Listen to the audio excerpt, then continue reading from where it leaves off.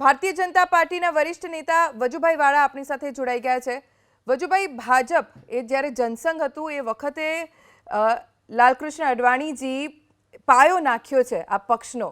આપના એમની સાથેના સંસ્મરણો શું અને ભારત રત્ન જ્યારે અડવાણીજીને મળવા જઈ રહ્યો છે તો આપનો શુભેચ્છા સંદેશ શું? લાલકૃષ્ણ અડવાણીજી એ ભારત માતાના સાચા સપૂત તરીકે પોતાનું સમસ્ત જીવન વ્યર્થ કર્યું છે। પોતાના પરિવારની આવક ધ્યાનમાં રાખવાને બદલે ભારત માતાના સંતાનો સુખી થાય અને દરેક રાષ્ટ્ર પ્રેમથી સભર બને એના માટે થઈને તેઓએ ખૂબ જ પ્રયત્નશીલ થઈને લોકોને શિક્ષિત કર્યા છે। લાલકૃષ્ણ અડવાણી એ ભારતીય જનતા પક્ષના સભ્ય હોય કે ભાજપના પ્રમુખ હોય, પરંતુ પોતે રાજકારણથી પર રહી સમસ્ત ભારતના નાગરિકો માટે થઈને ખૂબ જ વિચાર કર્યો છે અને એમનું સમસ્ત જીવન કષ્ટમય પરિસ્થિતિની અંદર સંઘર્ષો સાથે એમને વિતાવ્યું છે। લાલકૃષ્ણ અડવાણી વૈચારિક રીતે ખૂબ જ સ્પષ્ટ હતા।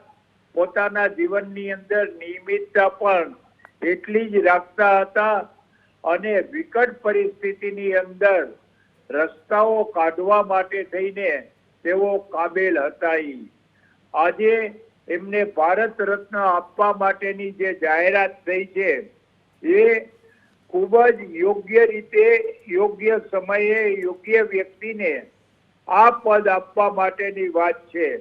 હું જ્યારે ગુજરાતની અંદર પ્રમુખ હતો અને આદરણીય લાલકૃષ્ણ અડવાણીજી જ્યારે ભારતના ભાજપના પ્રમુખ હતા ત્યારે એમની સાથેના સંપર્કની અંદર એમની વિચારોની સ્પષ્ટતા એ રાષ્ટ્રીય સ્વયંસેવક સંઘના જે વિચારો છે એ સમસ્ત હિન્દુસ્તાનના તમામ નાગરિકો અપનાવે એના માટે થઈને તેઓ ખૂબ જ પ્રયત્નશીલ રહ્યા છે। તેમને કોઈ દિવસ રાજકારણના પદ અને હોદ્દાની ઈચ્છા હતી નહીં।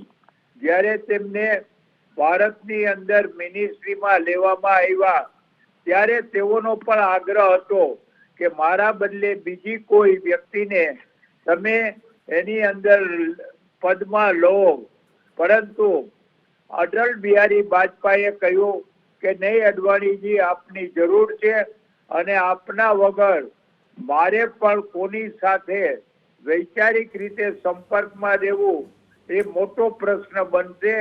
એટલે અડવાણીજીના આગ્રહથી તેઓ રાજકારણની અંદર મિનિસ્ટ્રીમાં આવ્યા।